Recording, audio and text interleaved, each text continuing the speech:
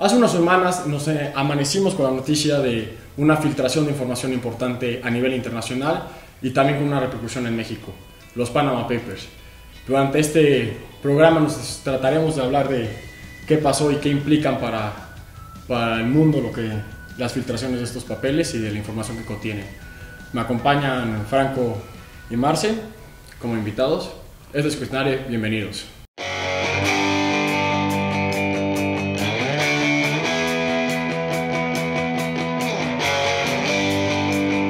Entonces sí, para empezar de una vez el tema, ¿quieren medio explicar qué son los Panama Papers o entramos de una vez con las preguntas de la repercusión que tuvieron esta filtración? Pues, Franco, si quieres. Como quieran. Pues yo creo que, antes es importante delimitar cómo influyen y en qué campos en el que impactan, que es el de los paraísos fiscales, y definir un poco qué es un paraíso fiscal, ¿no? O sea, un paraíso fiscal es un territorio o un estado el cual le da a los no ciudadanos o no residentes algunos beneficios en materia fiscal, ¿no? Los más comunes son el secreto bancario y la evasión de impuestos, llámese total o mayoritaria, ¿no? Entonces, la importancia que tienen la filtración de los Panama Papers es que revelan cómo ciertas personas de importancia política internacional han utilizado estas empresas offshore a través de Mossack Fonseca, han desviado dinero con el cual lucraron en su territorio y lo llevaron a estas instancias. Sí. Pero esto es interesante, hay una lista de Naciones Unidas donde se expresan cuáles son los paraísos fiscales en el mundo. Panamá dejó de serlo desde el 2011, pero no significa que actualmente esos papeles no tengan una relevancia, yo creo. Al final de cuentas, sí llegó a ser Panamá considerado un paraíso fiscal y pues toda la información es sobre este conglomerado de abogados que facilitaron esta intervención. Lo que es Panama Papers en sí es la filtración más grande del mundo. Se dice que es un parteaguas en la historia fiscal y económica, y pues lo que hace es que da un panorama de lo que son los paraísos fiscales y cómo se mueven, ¿no? Entonces, pues tiene una serie de documentos, millones de documentos, es la filtración más grande, y lo que hace es que expone cómo Mossack Fonseca trabaja con sedes en varios países, moviendo dinero de cuentas como secretas en estos lugares. Lo que hace que Panamá sea importante es que tiene una regulación muy laxa. Entonces tú puedes llegar y abrir una empresa sin dar mucha información. De hecho hay, Harry Potter tiene una empresa, esto es verídico. Entonces pues te piden tan poca información y tan pocos documentos que puedes llegar con cualquier nombre y como con cualquier tipo de dato a hacer como una empresa. Entonces por eso Panamá, a pesar de que dejó de ser paraíso fiscal como tal, por sus regulaciones laxas es considerado un lugar para hacer este tipo. Y un poco saliéndonos de lo que significan los Panama Papers, sino de lo que es el trabajo periodístico de ellos. Bueno, sabemos que fue la Asociación de Periodistas los que filtran esta información, pero ¿realmente es un trabajo de investigación o un trabajo periodístico de investigación, o simplemente pasamos los documentos de acá para acá y ya a la luz pública? Pues antes de esto es importante mencionar que no fueron ellos quienes descubrieron todo, sino que hubo una fuente anónima a un periódico alemán que soltó todo esto. Entonces, pues sí, hay como un enlace ahí que es clave y que es importante y que pues no sabemos quién es, que es el que hizo todo como el trabajo rudo. Y ya después es todo este consorcio el que se encarga de... Y bueno, además de eso también en cuanto trabaja este consorcio, también otras organizaciones como Tax Fiscal Network le dieron respaldo con otras investigaciones que estaban haciendo independientes y contactaron de hecho a Wikileaks que es el legado de Julian Assange, para darle súper difusión a todo esto y que tuviera un impacto social, porque si representaba que no era una actividad ilícita, al menos podían hacer presión social, ¿no? sobre todas estas personalidades. Sí, yo sí creo que es como el gran trabajo de los periodistas de nuestros tiempos y que sí demuestra que pueden ser un contrapeso muy importante en las democracias. Yo lo comparo mucho con el caso de Watergate de Estados Unidos y Nixon, de que realmente lo que decía Garganta Profunda pues no hubiera sido un trabajo de investigación periodística en mi consideración, fue el trabajo de estos dos periodistas de que con esa información fue recabando y recabando. Yo creo que el trabajo de un periodista empieza ahorita con los Panama Papers, de que ya está la filtración, ok, ahora sí periodistas de todo el mundo, literal, pues empiezan a investigar a qué te lleva esta filtración de información. Pues es que creo que sí hubo una investigación muy importante previa a. O sea, en primer lugar el hecho de que tantos periodistas, creo que hay más de 300 de más de 72 países, pudieran como contenerse las ganas y esperar todos y filtrarlo al mismo tiempo. O sea, creo que desde ahí se ve como algo muy importante. Y sí son ellos quienes encuentran estos nexos, por ejemplo el de Vladimir Putin con su mejor amigo violonchelista. Ese tipo de nexos sí fue gracias a los periodistas. O sea, sí son ellos los que hacen las conexiones. O sea, sí creo que hubo uno previo. Tienes razón, o sea, sí es como que viene, pero también creo que hubo uno como ex ante. Sí, y además sí es trabajo, desde mi punto de vista sí es un trabajo periodístico, porque no fue ni de un año, ni de 2, ni de 3 para atrás, sino desde 7 para atrás. Cuando la OCDE abre el foro internacional para prevenir que los estados no cooperen en términos fiscales en 2009, junto con el G20, ya hacen un llamado a los periodistas para que empiecen a investigar sobre todos estos territorios offshore que promovían la evasión de impuestos. Entonces este consorcio periodístico empieza a trabajar de manera independiente con estos periodistas que me parece de manera muy independiente a la que tenían ya en actividades ahí. Empiezan a recabar información y de ahí sale esta fuente anónima que revela los datos. Es que sí, yo siento que es importante aclarar, porque se manejó mucho el tema de que si estas empresas offshore son ilegales, pues realmente no. O sea, realmente no se puede decir que hay una ilegalidad dentro de esas empresas. El problema es el dinero que está dentro de ellas. Eso ahí ni siquiera se puede comprobar si es ilegal o no. Pero lo que sí se puede decir es que pues no, si hay algo turbio ahí. Entonces, bueno, nada más para la audiencia de que pues sí, la verdad es el problema con estas empresas offshore que tienen un principio legal establecido. Pues ese es, yo creo que de uno de los puntos más interesantes, la legalidad o no legalidad. Definitivamente no es como algo malo, no quiero decir malo, perdón, definitivamente no es algo ilegal, ilícito exactamente, pero pues hay dos cuestiones importantes. Una, ¿por qué estás evadiendo impuestos? Es evidente que si estás generando ingresos en un país, pues el país debe beneficiarse con eso. Por eso hay tantos problemas de desigualdad. Pero dos, y esto sí es algo muy importante, sí se ha encontrado que los clientes de Mossack Fonseca están relacionados con crímenes y delitos. Hay un pedófilo en la lista, hay lavado de dinero, hay tráfico de drogas. O sea, sí es dinero que no se utilizan 100% para fines legales. Entonces ahí está el problema. Yo quisiera ir un poquito más allá de eso, porque, o sea, por lo general el debate se basa o se centra en que si es legítimo o no, pero yo creo que el mensaje que nos da Panama Papers no es el mero acto de que estén en estos paraísos, ¿no? Sino que lo que se permite en el derecho internacional, que hace falta una codificación en el derecho internacional que prevea, como lo trató de hacer la OCDE en algún momento, la prevención de estos actos, ¿no? O sea, el mensaje que nos dan no es están siendo corruptos, hay impunidad, etcétera, ¿no? El mensaje que nos están dando es no hay un marco, un ordenamiento legal, jurídico, internacional que nos ayude a prever esto, porque de hecho los paraísos fiscales los determina cada país, ¿no? México reconoce a tantos países como paraísos fiscales o tales territorios. Estados Unidos, tales territorios, ¿no? Incluso Estados Unidos, Delaware, en algún momento fue un paraíso fiscal para la OCDE y para muchos otros países.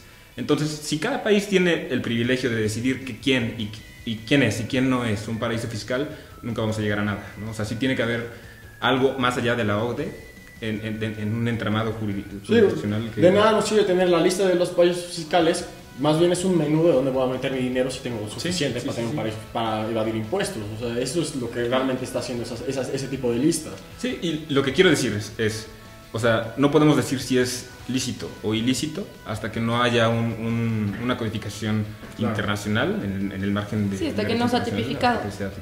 Bueno, pero la opinión pública al final de cuentas ya también exclamó. Es que eso es lo importante. Yo creo que aunque se ha llegado a decir, bueno, pues no es algo ilícito, ¿qué pasó en Islandia? Sí. O sea, el primer ministro de Islandia ya está fuera de...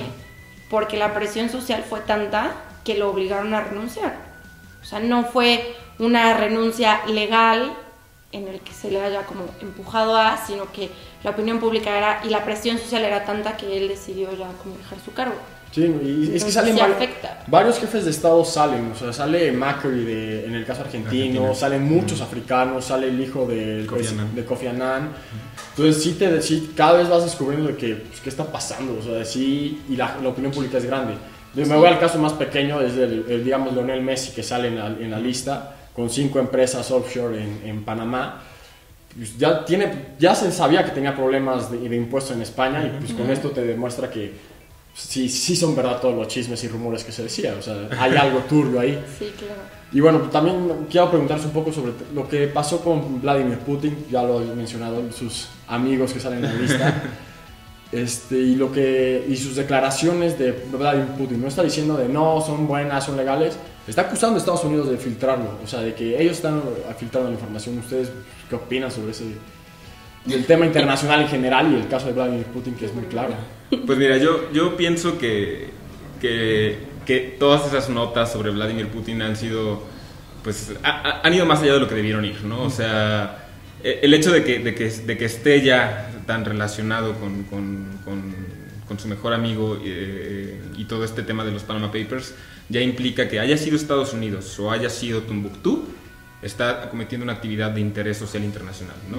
O sea, a todos nos interesa el saber por qué y cómo es que este violonchelista adquirió ese dinero y por qué lo llevó a Panamá, pues, para filtrarlo de una manera en la que pudiera evadir impuestos, ¿no? Me parece que no fue declarado ese dinero, por lo cual sí estaría cometiendo una actividad ilícita, ¿no? Entonces, porque hay otras en las cuales sí se declaró ese dinero y por lo tanto son lícitas de cierta manera, pero yo te diría que es la manera en que Vladimir tiene de defenderse, ¿no? O sea, de decir, mira, yo tengo las manos limpias y todo esto es una manera en la que Estados Unidos está tratando de hacer una lucha política, ¿no? en el panorama internacional. Yo creo que va por ahí. Sí. Pues yo la verdad es que no he llegado a una conclusión propia. Sí, claro. Pero hay varias que he escuchado que algunas tienen mucho sentido. Una dice que fueron exagentes de la CIA los que filtraron como estos documentos. No sé si sea verdad o no, la verdad es que, pues como, no sé, es bastante como... Es que es lo turbio que tienen los Panama Papers en cierto modo, o sea, o sea de dónde se está sacando la información, porque la información si has comprobado es verídica, o sea, no están inventándose cosas, es verídico lo que están publicando, pero pues esto sí... Pero lo que sí es que uno de los estados menos afectados o no afectado para nada es Estados Unidos. Qué bueno. No, entonces pues sí. Ahorita llegamos a esa pregunta porque me voy a concentrar en el caso mexicano, pero ¿quieres decir algo más? Sí, nada más quiero comentar que hay un estudio de la BBC, porque junto con este consorcio de periodistas trabajó BBC y también trabajó The Guardian, y en la parte en la que trabaja BBC explican un poquito de por qué Estados Unidos no sale afectado en toda esta lista interminable de personas que llevaron su dinero con Mossack Fonseca.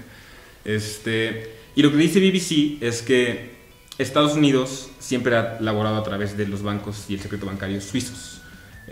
Por lo tanto, no había necesidad históricamente de llevar el dinero a algún otro lugar, y menos en Latinoamérica, ¿no? Cuando Suiza representa un antecedente de seguridad real, ¿no? En los cuales las filtraciones han sido mínimas, ¿no?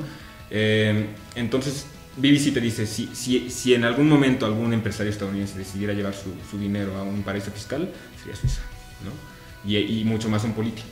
Entonces, suponiendo que la teoría de que hayan sido filtraciones por algún exagente de la CIA, pues definitivamente no iban a aparecer ahí, ¿no? Bueno, pero aunque Mossack Fonseca es una empresa panameña, sí tiene, o sea, trabaja en Suiza. O sea, sí elaboran en Suiza. O sea, sí, tienen 40 y tantas... 42 países. 40 y...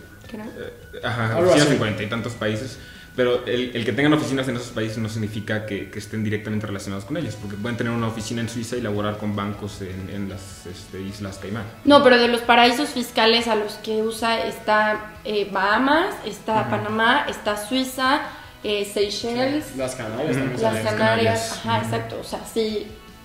Pero es que es muy grande, o sea, es más grande de lo que muchos creen de los Panama Papers.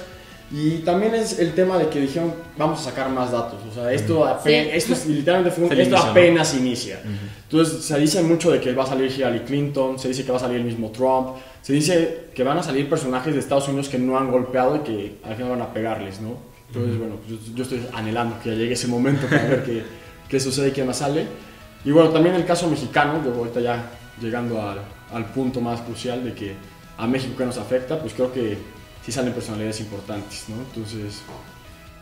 Tengo entendido que solo ahora está el grupo IGA, que es el contratista favorito de México. Pero ¿sabes qué? Que estábamos comentando, de hecho, la otra vez en una clase con el doctor Reynoso, si lo podemos citar, es que el problema con México son todas las raíces culturales, ¿no? En las cuales sí nos enteramos, sí nos quejamos, tal vez entre voces, ¿no? Tal vez en un programa de televisión, tal vez en clase, pero a final de cuentas no ejercemos una presión social sobre nuestros gobernadores y políticos, y yo creo que por ahí va el problema, ¿no? De hecho, el doctor Reynoso nos comentaba que nosotros qué podríamos hacer en México para prevenir que por ejemplo, el grupo IGA desviara su dinero hacia un paraíso fiscal.